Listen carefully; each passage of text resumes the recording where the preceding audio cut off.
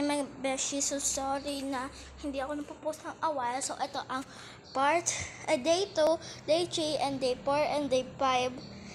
Kasi dapat kahapon ko popost yung day 3, day 2, day 3, day 4. Tapos mamaya hapon, pagtapos ng mga couple hours, day 5 na nun.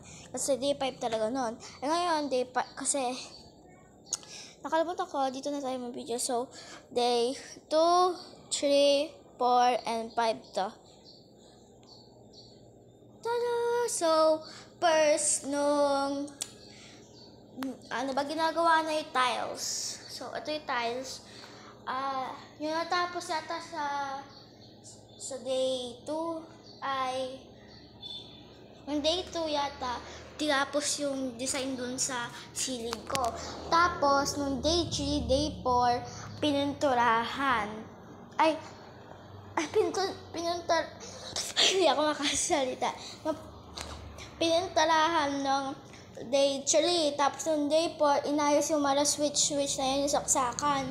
Tapos, ngayon day 5, eto, nalagay yung tiles kasi kakabili namin kahapon yata yung tiles. Tapos, bumili kami kanina ng aircon para dito. Kasi, aircon to. Tapos, yun yung ilaw. Kunin natin ang ating remote. Night light. Ayan, may night light mode. Memory. Dim natin konti. Balik natin sa memory. Ayan na. So, ayun lang. Bukas yung day 6. So, maintay kayo sa day 6, guys. So, that's all. Bye-bye! Mwah, mwah.